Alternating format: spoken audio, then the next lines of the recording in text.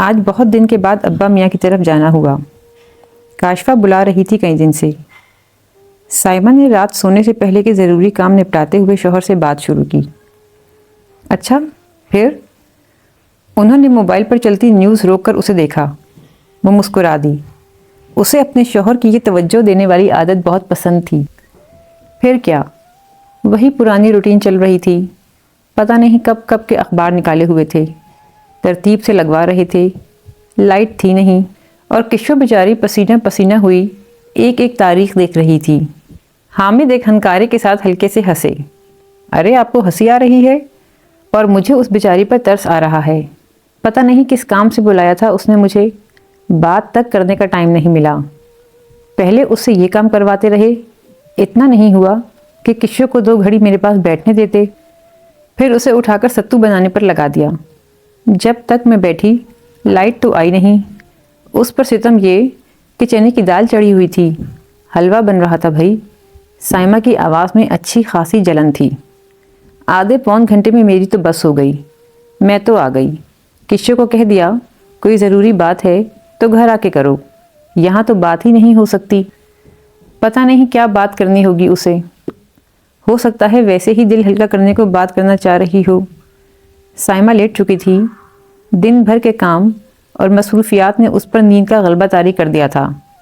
اب اس کی آواز میں وہ بات کے آغاز والی دلچسپی کے بجائے غنودگی بسی ہوئی تھی۔ حامد نے ہنکارا بھرا اور پھر سے موبائل کی طرف متوجہ ہو گیا۔ جب ہی نیند میں جاتی سائمہ ایک دم ہی چونک کے ہوشیار ہو گئی۔ ارے وہ عابد کے لیے لڑکی ملی یا نہیں؟ ابھی تک تو نہیں۔ تو پھر کاشفہ کیسی رہے گی؟ وہ ایکسائٹمنٹ کی وجہ سے پہلو کے بل ذرا سی اونچی ہو گئی۔ عابد حامد کا دوست تھا، ایک ہی آفس میں کام کرتے تھے۔ وہ اچھی بھلی عادتوں کا مالک، خوش مزاج اور خوش شکل لڑکا تھا، لیکن نصیب سے مار کھا گیا تھا کہ شادی ہوئی تو بیوی بے حد خوبصورت لیکن بد سیرت نکلی، حد سے زیادہ جھگڑالو اور بد زبان، اور سسرال والے دل بھر کے لالچی نکلے۔ اسی دوران ایک بیٹا بھی ہو گیا۔ عابد نے حتی الامکان کوشش کی کہ کسی طرح نپ جائے، لیکن کسی صورت بات بن کے نہ دی۔ چاروں ناچار اس کی حالت زار کو دیکھتے ہوئے حامد نے ہی اسے مشورہ دیا تھا کہ اس عورت کو طلاق دو اور اللہ کا نام لے کر دوسرا گھر بساؤ۔ دل پر پتھر رکھ کے اس نے بیوی کو طلاق دی، ورنہ وہ بچے کی وجہ سے ایسا چاہتا نہیں تھا۔ یہی اس کی شرافت تھی کہ اس نے کئی سال ایک بدزبان اور جھگڑالو بیوی کو صرف اولاد کی خاطر برداشت کیا۔ لیکن ہوا کیا کہ وہ جو کورٹ کچہری کا سوچ کے گھبرا رہا تھا کہ بیوی یقیناً بیٹے کو مانگنے کے لیے کیس فیس کرے گی، اس نے بچے کا نام تک نہ لیا، بلکہ صاف الفاظ میں اس کے منہ پر مار کے چلی گئی۔ سائمہ کو جب بھی وہ وقت یاد آتا اس کی آنکھیں بھیگ جاتیں، جب ایک رات کے لیے اسے بچے کو اپنے پاس رکھنا پڑا تھا اور وہ 2 سال کا بچہ بلک بلک کے ماں کے پاس جانے کی ضد کرتا رہا تھا۔ آدھی رات کو رو رو کے نڈھال ہونے کے بعد کہیں اس کی آنکھ لگی تو سوتے میں بھی سسیاں لیتا رہا تھا۔ کاشفہ؟ حامد اسے خیالوں سے نکال کے خود سوچ میں ڈوب گئے۔ کیا سوچنے لگے؟ ایک دم پرفیکٹ رہے گی۔ کشو کے لیے بھی اب کنوارے لڑکے کا ملنا ناممکن نہیں تو مشکل ضرور ہے۔ 28 سے بھی اوپر کی ہو رہی ہے، شکل صورت بھی بس عام سی ہے، اور اب آہستہ آہستہ بالکل ہی عورت جیسی ہو رہی ہے۔ حامد بولے تو کچھ نہیں، لیکن ان کے چہرے پر رضامندی کے اثرات تھے۔ سائمہ باقی باتیں صبح پر ڈال کر سونے کے لیے دوبارہ لیٹ گئی۔ آئیڈیا برا نہیں ہے اگر ابا میاں مان جائیں تو، حامد نے ناشتہ کرتے ہوئے خود ہی بات شروع کی۔ سائمہ کو اندازہ ہوا کہ حامد کو اس کی تجویز خاصی پسند آئی تھی۔ یہی تو مسئلہ ہے، ابا میاں سے بات کرے گا کون؟ جی، بلی کے گلی میں گھنٹی کون باندھے گا؟ اس کی ہنسی نکل گئی۔ بلی یا بلے، بلکہ باگڑ بلے کے۔ حامد کو گھورتا ہوا دیکھ کر وہ بات ادھوری چھوڑ کے ہنسنا شروع ہو گئی۔ حامد بھی زیر لب مسکرانے لگے۔ وہ کشو کی شادی کا سوچ کر بڑی ایکسائٹڈ ہو گئی تھی۔ شکل صورت تو خدا کی دین ہے، لیکن کشو ایک بے حد تمیزدار اور فرما بردار لڑکی تھی، انتہا کی صابر اور شاکر۔ ابا میاں جیسے شخص کے ساتھ رہتے ہوئے بھی اس کے لہجے کی نرمی اور سکون کمال کا تھا۔ ابا میاں بھی اپنی نوعیت کے انوکھے اور اکلوتے انسان ثابت ہوئے تھے۔ رشتے میں حامد کے تایا لگتے تھے، تائی امی اللہ کو پیاری ہو چکی تھیں۔ غصے اور وقت بے وقت کسی بھی بات پر بھڑک اٹھنے میں ان کا کوئی ثانی نہیں تھا۔ جس وقت ان کا دل چاہتا کسی کو بھی بے عزت کرنا اپنا اصلی حق سمجھتے تھے۔ خاندان کے صرف چند ایک لوگ ہی تھے جو ان کی بزرگی کا خیال کر کے ان سے ملتے جلتے تھے، باقی سب کو انہوں نے اپنی ہی عادت کی وجہ سے خود سے دور کر دیا تھا۔ بیٹے تھے، بہویں تھیں، بیٹیاں اور داماد بھی تھے، کبھی کسی نے بھی بڑھاپے میں ان کے ساتھ رہنا گوارا نہیں کیا۔ ایک ان کی تلخ کلامی اور دوسرے بیٹوں کی فضول خرچی، یہ وہ بری عادات تھیں جن کی وجہ سے نہ صرف بیٹے اپنی اپنی بیویوں کو لے کر الگ ہو گئے، بلکہ بیٹیاں بھی کبھی کبھی ہی جھانکتی تھیں۔ اب ان کی واحد اولاد صرف کشو ہی ان کے ساتھ تھی، جو مناسب وقت پر اچھا رشتہ نہ ملنے کی وجہ سے اب تک گھر بیٹھی ہوئی تھی، یا پھر ان کا ایک پرانا نمک خوار ملازم جو کبھی کبھی گھر کا کوئی کام کرنے آ جاتا تھا۔ ہر فن مولا آدمی تھا، الیکٹریشین سے لے کر پلمبر تک سارے کام اس کو آتے تھے، اور بقول خود اس کے یہ سب اسے ابا میاں نے ہی سکھایا تھا۔ احسان فراموش نہیں تھا، اس لیے اب تک ان کا ساتھ نبھا رہا تھا، ورنہ اس ہوش ربا مہنگائی کے دور میں گزارا کرنا ایک تنخواہ دار آدمی کے لیے بھی ناممکن تھا، تو ابا میاں کہاں سے یہ ایکسٹرا خرچے بھگتتے؟ کبھی سائمہ سوچتی تھی کہ جب کشو کی شادی ہو جائے گی تو پھر ابا میاں کے ساتھ کون رہے گا؟ خیر یہ تو بات کی بات تھی، ابھی تو مسئلہ اس کے لیے رشتہ ڈھونڈنے کا تھا، اور اب یہ مسئلہ بھی تقریباً حل ہونے والا تھا، کیونکہ عابد جیسے اچھے اور شریف آدمی کا رشتہ اچانک ہی اسے مل گیا تھا، جیسے بیٹھے بٹھائے اللہ نے کشو کے لیے فرشتہ بھیج دیا ہو۔ عابد کو اب شکل صورت سے زیادہ سیرت سے سروکار تھا، اور کشو اس کے بتائے ہوئے سانچے میں بالکل فٹ بیٹھتی تھی۔ وہ اتنی ایکسائٹڈ ہو گئی کہ شام تک اس نے بارات اور ولیمے میں پہننے والے کپڑوں کا بجٹ بھی سوچ لیا، اور اس کے بندوبست کے لیے حامد کی واپسی تک ہلکان بھی ہو گئی۔ کیا ہوا؟ عابد سے بات کی آپ نے؟ پانی کا گلاس پکڑاتے ہی اس نے بے چینی کو زبان دے دی۔ کر لی ہے، اسے کوئی اعتراض نہیں۔ ارے تو مجھے تو بتایا ہوتا، میں کشو سے تصویر مانگ کر اسی وقت آپ کو دے دیتی نا۔ حامد ہنس پڑی۔ تم اس قدر جلدی میں کیوں ہو؟ ابھی ابا میاں سے بات تو کر لینے دو، دیکھو تو صحیح وہ کیا کہتے ہیں۔ سائمہ نے پہلو بدلا۔ اصل مسئلہ انہی کا تو ہے، آج ویسے بھی اس سے کوئی زیادہ بات نہیں ہو سکی۔ میں پہلے عابد کو ابا میاں کا مزاج تو بتا دوں، تاکہ وہ جب بھی وہاں جائے تو سوچ سمجھ کے بات کرے، ایسا نہ ہو کہ ابا میاں تو اپنے انداز میں کچھ بھی کہہ جائیں اور اس کو برا لگ جائے۔ سائمہ نے گہری سانس لے کے خود کو پرسکون کیا۔ آپ کیا کہتے ہیں، میں جا کے ابا میاں کو اس کے بارے میں بتا دوں کیا؟ پھر وہ جو بھی فیصلہ کریں۔ نہیں ابھی نہیں، پہلے ان کو عابد سے مل لینے دو، اگر وہ ان کو پسند آ گیا تو وہ اس کا ماضی نظر انداز کر دیں گے۔ اگر پہلے سے ہی حامد کی کوئی خامی ان کے سامنے رکھ دی تو ہو سکتا ہے کہ دیگر خوبیوں پر ان کی نظر جائے ہی نہیں۔ وہ دل ہی دل میں شوہر کی فراست کی قائل ہو گئی۔ خدا خدا کر کے وہ دن آیا جب حامد نے جا کے ابا میاں سے عابد اور کشو کے رشتے کی بات کی۔ کیا کرتا ہے لڑکا؟ میرے ساتھ ہی آفس میں ہوتا ہے۔ پہلا سوال آیا تھا، جواب تسلی بخش تھا، لیکن ابا میاں کے لیے نہیں۔ یہ بات بعض اوقات بڑی مشکل ہو جاتی ہے، دو بہنوئی آفس میں ساتھ ساتھ ہوں تو مقابلے بازی گھر تک آ جاتی ہے۔ ہمارے آفس میں ایک صاحب ہوتے تھے، ان کی بات جس قدر بے تکی تھی اس پر سائمہ فی الحال صرف جز بوس ہی ہو سکتی تھی۔ ان کا قصہ شروع ہو چکا تھا، مزید کچھ پوچھنے بتانے کی نوبت ہی نہیں آئی۔ اپنی طویل قصہ گوئی سے فارغ ہو کر انہوں نے تنخواہ پر غیر اطمینانی کا اظہار کیا اور بات فارغ۔ عجیب آدمی ہیں، بیٹی کی عمر نکلی جا رہی ہے، ان کو کوئی فکر ہی نہیں۔ آپ جا کے عارف بھائی سے بات کریں، ان کو سمجھائیں، اتنا اچھا رشتہ مل رہا ہے، اور کیا چاہیے؟ حامد کے چہرے پر بھی تشویش کی لہر تھی۔ صاف ظاہر تھا کہ بیٹی کے باپ ہوتے ہوئے اس قدر بے پرواہی ان کو بھی اچھی نہیں لگی تھی۔ ایک سے ایک نمونہ دیکھا ہوگا دنیا میں، لیکن ان کا اپنا ہی لیول ہے۔ گھر آنے تک سائمہ بڑبڑ کرتی رہی۔ اس بات پر بچے بھی کھیکی کرنے لگے تو ان کو ایک گھوری لگائی۔ قاری صاحب نہیں آئے تو اس کا یہ مطلب نہیں کہ تم لوگ آج قرآن نہیں پڑھو گے۔ جاؤ اب جا کے پچھلا سبق دہراؤ۔ اس نے بچوں کو چلتا کیا، پھر منتظر نظروں سے حامد کو دیکھنے لگی۔ کرتا ہوں بات، مجھے لگتا ہے ہم فالتو میں کوشش کر رہے ہیں، ابا میاں کا موڈ نہیں لگتا۔ ان کے انداز میں عجیب تعصب بھرا تھا، جس کو محسوس کر کے سائمہ اور تپ گئی۔ کیا ہو گیا ہے آپ کو؟ یہ کسی کی زندگی کا معاملہ ہے، کوئی شاپنگ یا فلم نہیں کہ دیکھنے کا موڈ نہیں، کرنے کا موڈ نہیں۔ حامد چپ رہے۔ وہ زبان سے سائمہ کی تائید کر کے اسے اور غصہ دلانا نہیں چاہتے تھے، اور وہ بھی اپنی سگی اولاد، کوئی غیر بھی نہیں۔ ابھی سائمہ کچھ اور بھی کہتی، لیکن اسے احساس ہو گیا کہ وہ غلط جگہ بول بول کے اپنے آپ کو ہی تھکا رہی ہے۔ حامد اس کے حامی تھے، لیکن کر وہ بھی کچھ نہیں سکتے تھے، اور جن کو کرنا تھا وہ غفلت میں پڑے ہوئے تھے۔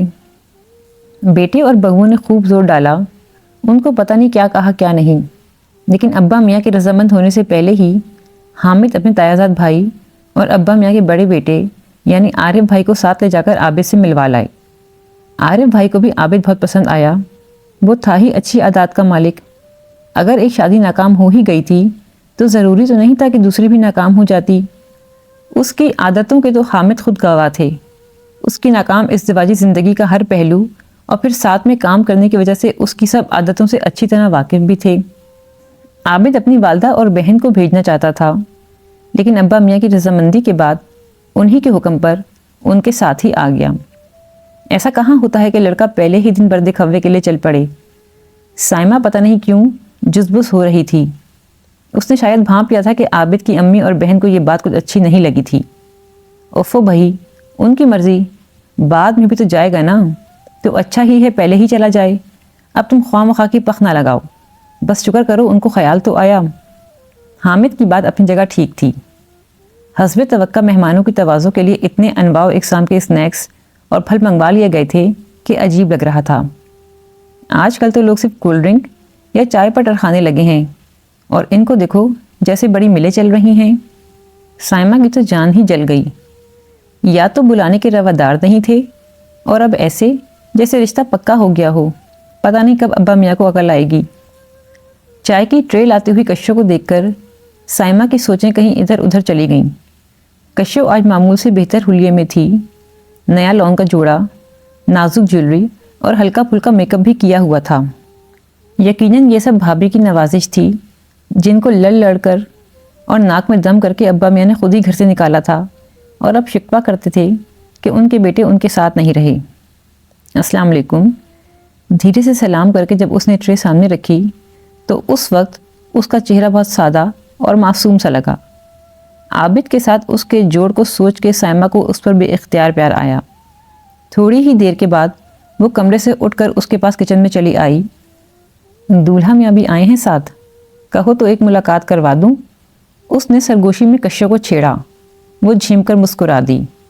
آؤ نا، وہ سامنے ہی بیٹھا ہے، ذرا سا پردہ ہٹا کے پہلے میں جھانکوں گی، بعد میں تم دیکھ لینا۔ مرد حضرات الگ ڈرائنگ روم میں تھے، اس لیے اس نے یہ آفر کی تھی۔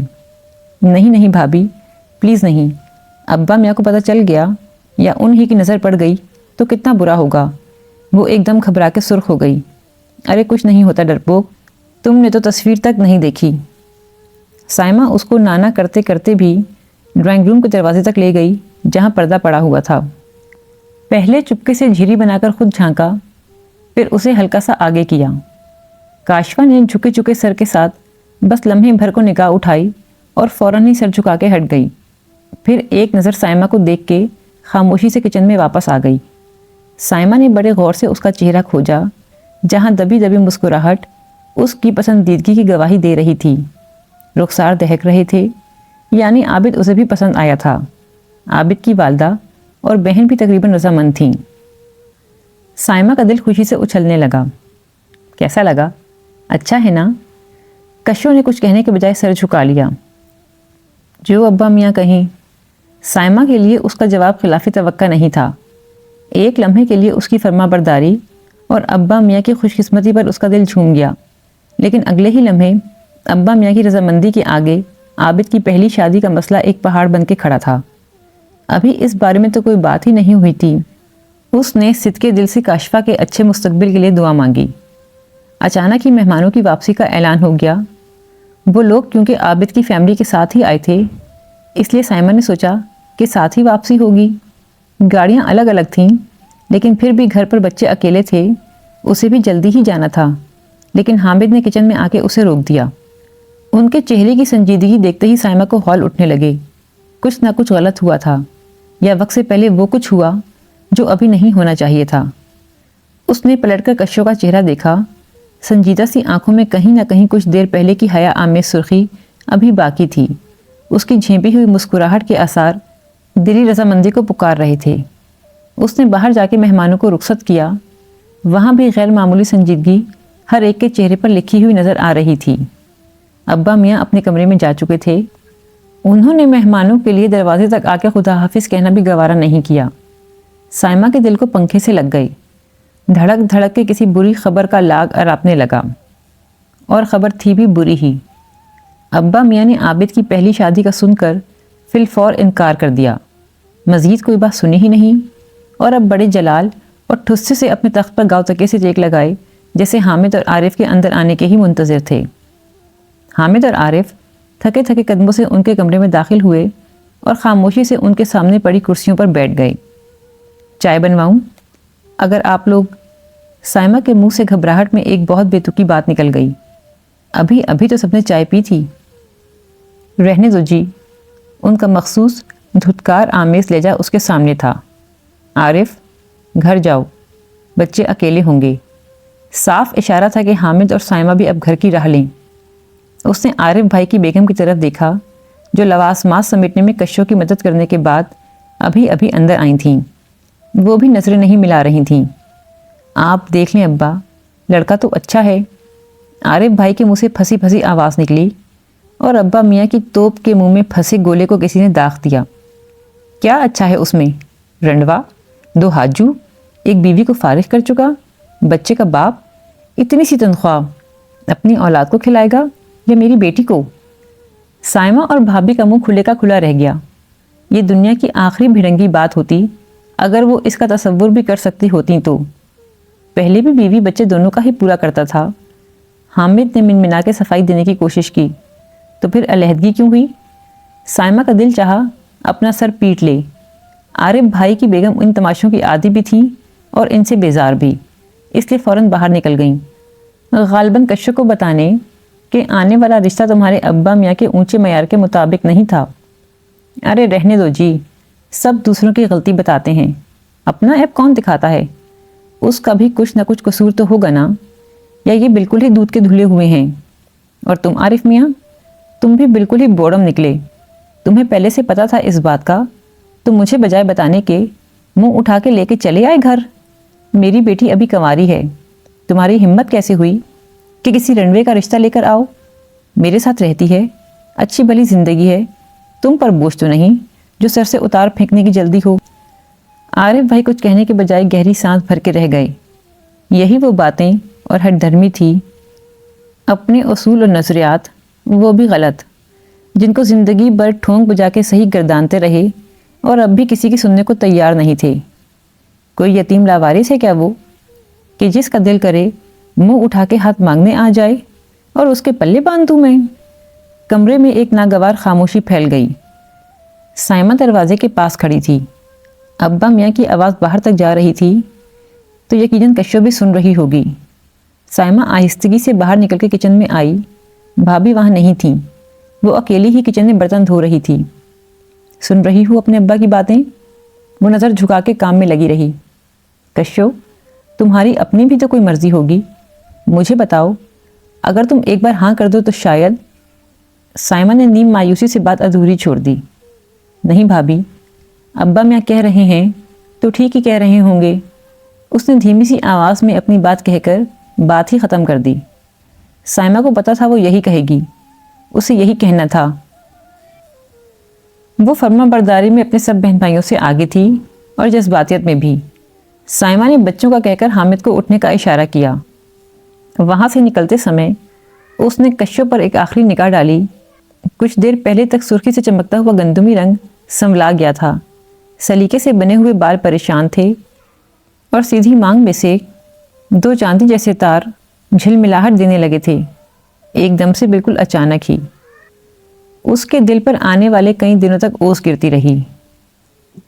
عابد اور اس کے گھر والے اچھے شریف لوگ تھے، انہیں کوئی اور لڑکی مل گئی، انہوں نے اس کی وہاں شادی کر دی۔ سائمہ بھی گھر کی مصروفیات میں گم ہو گئی۔ سب کی زندگیاں دھیرے دھیرے آگے بڑھتی گئیں، سوائے ابا میاں اور کشو کے۔ حامد نے تو اس دن کے بعد سے توبہ ہی کر لی کہ کبھی کشو کے معاملے میں کچھ نہیں کہیں گے۔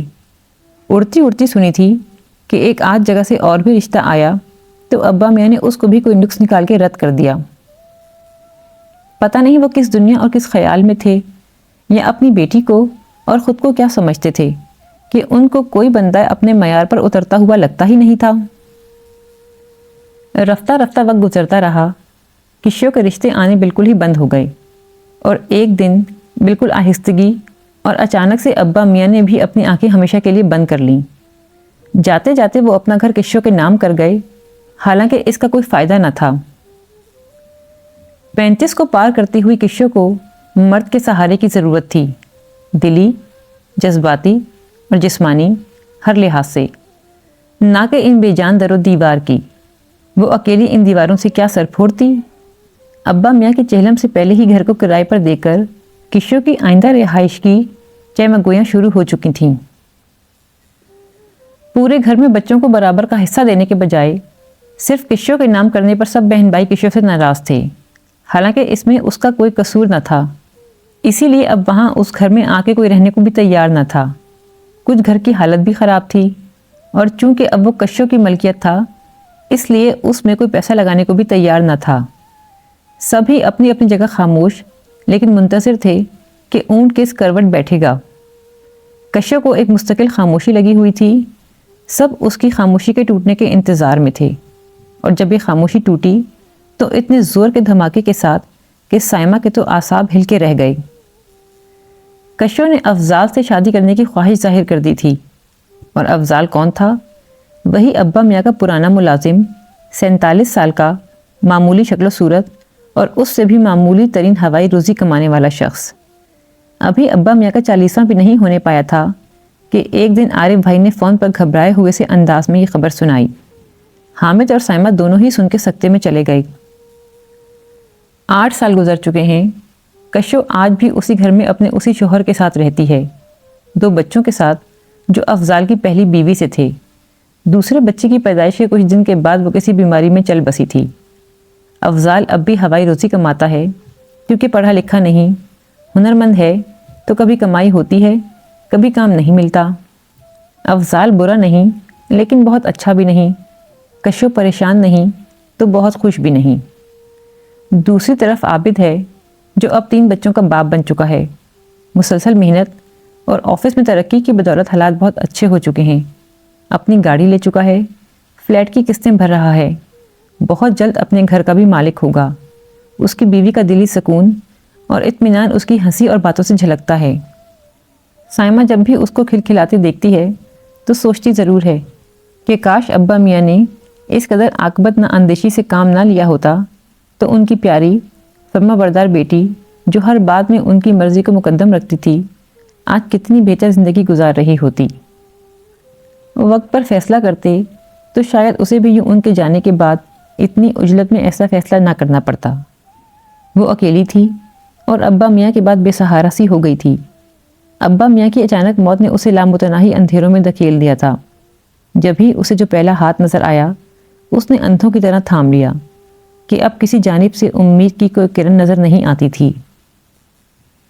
زندگی میں کبھی کبھی ہمارے اپنے، ہمارے پیارے ہی ہماری زندگی پر قدغن لگا دیتے ہیں، آزادی کو قید کر لیتے ہیں اور جذبات پر کفر لگا دیتے ہیں۔ نہ جانے کیوں